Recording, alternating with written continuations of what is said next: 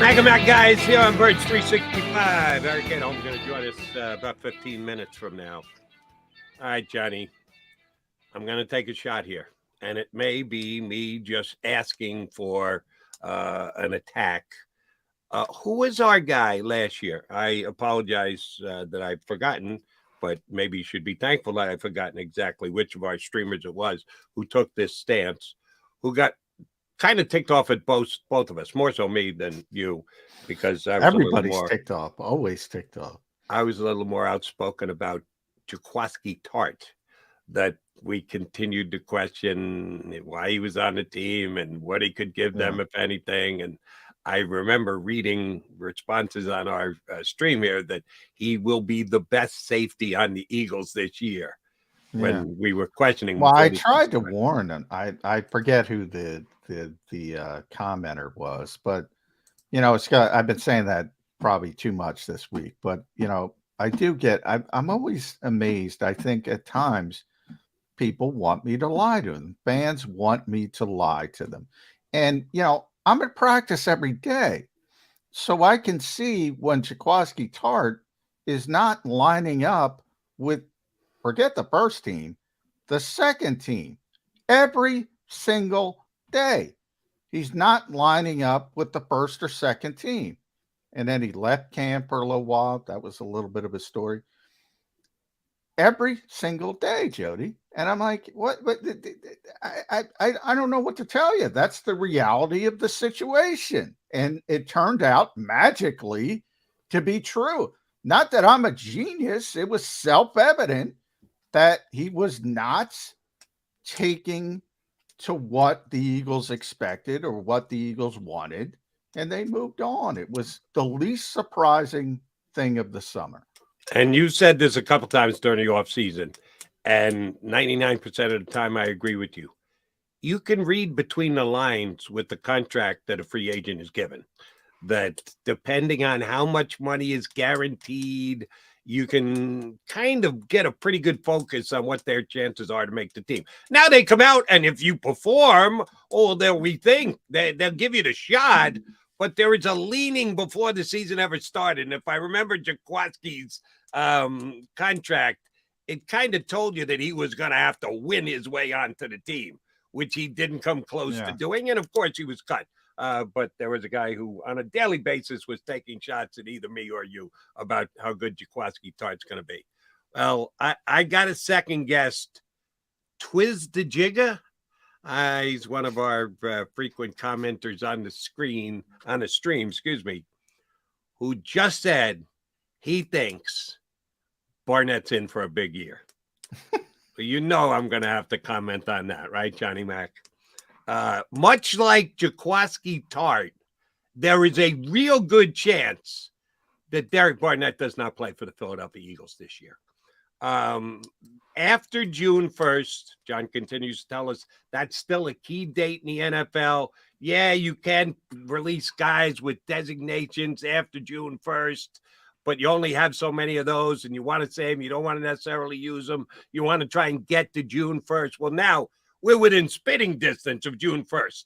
So there's certainly going to be no movement with Derek Barnett this time.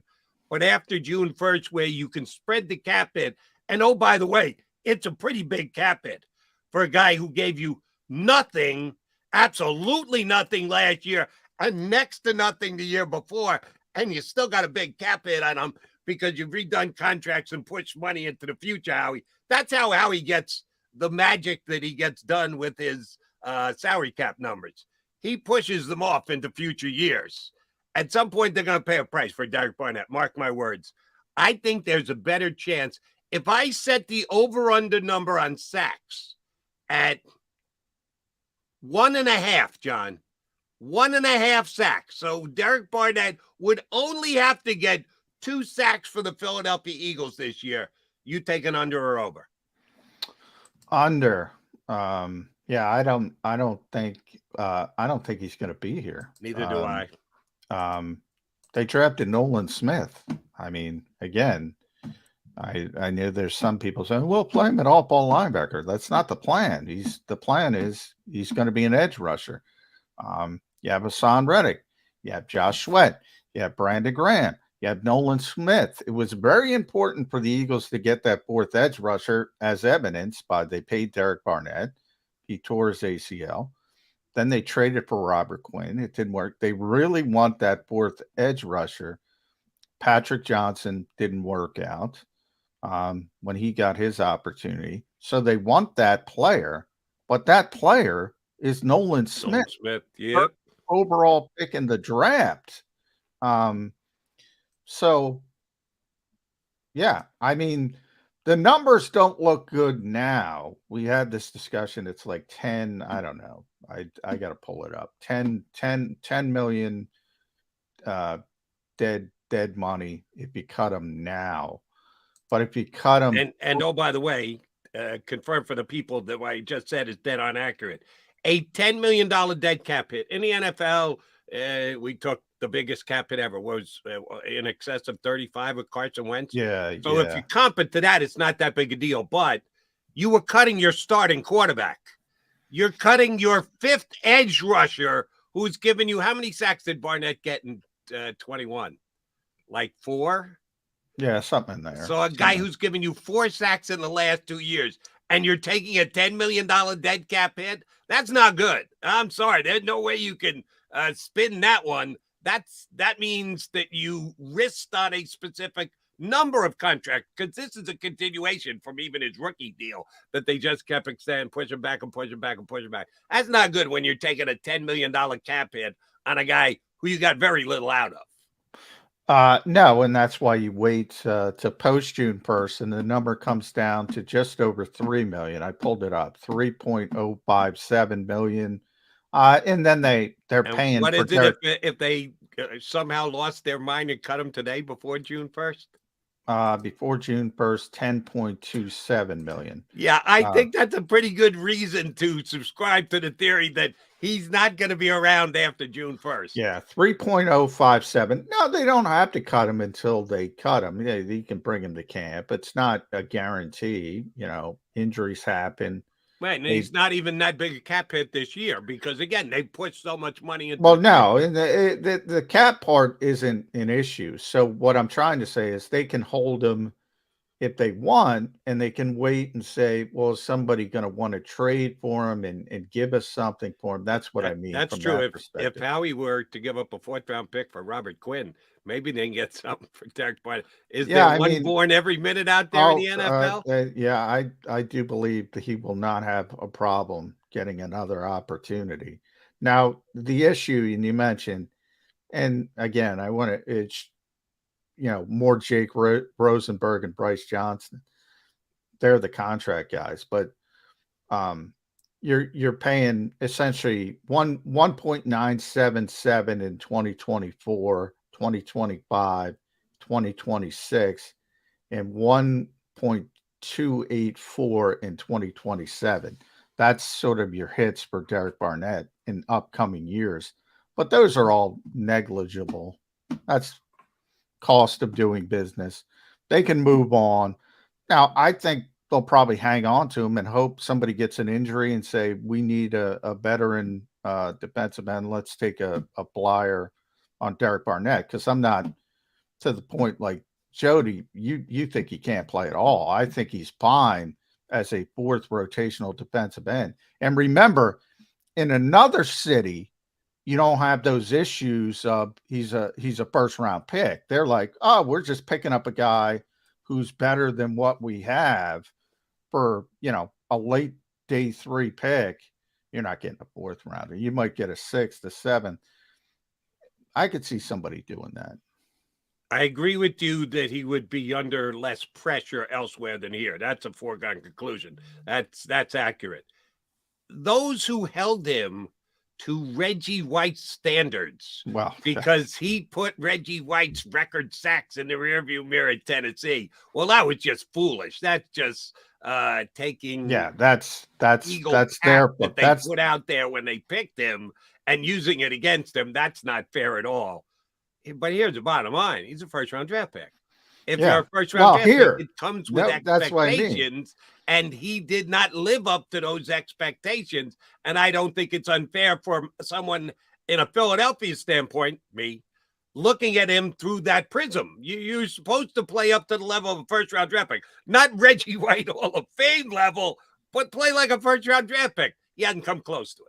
No, but that does not matter once he goes to another city. You look at Jalen Rager. I mean, Jalen Rager in this town versus they don't even give a flip in Minnesota. It's like, oh, he stinks. They're probably going to cut him. They don't care that he's a first round pick. They just took a flyer on him, and he was bad there, like he was bad here, and he's running wrong routes, like he's running wrong routes here. Magically, that didn't change. But it doesn't matter in that second city. It's you take a flyer, and if it doesn't work, you just move in another direction.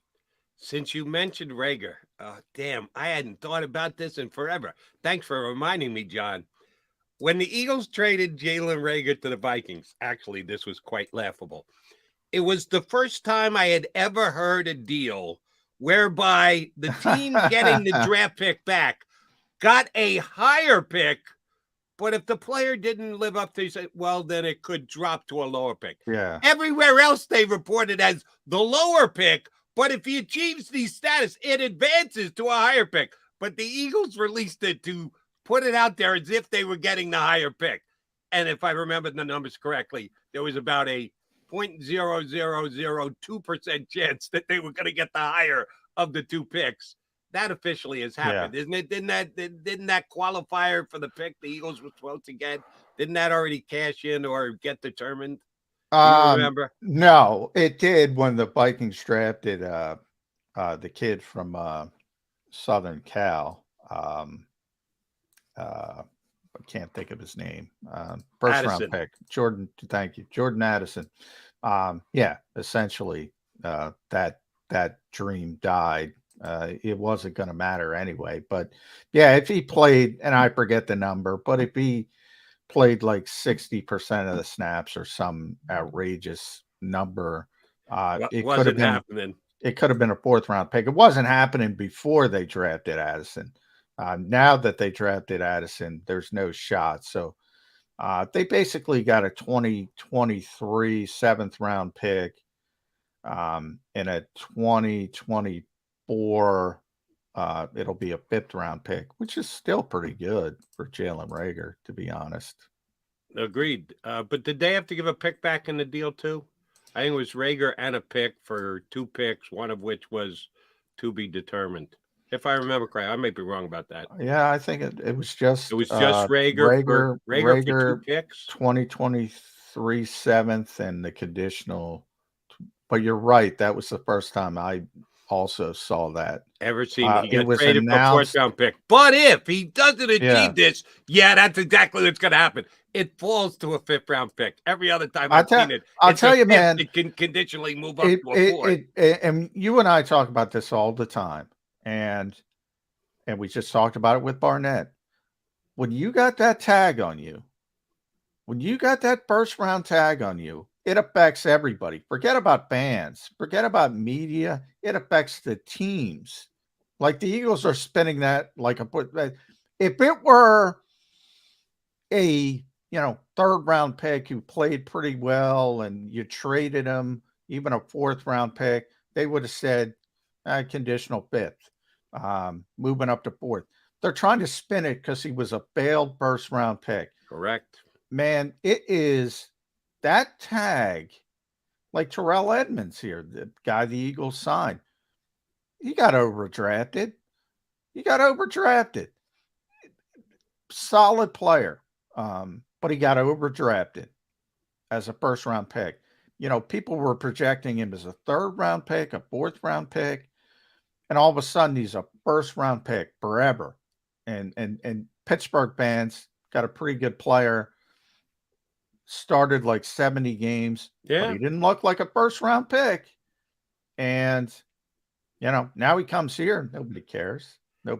But in addition to the general manager is judged off his first-round picks, and the coaching staff knows that the general manager, and they're being guided to play a guy, use a guy because he's a first round pick. The other reason why it's legit is it's a capped league, John.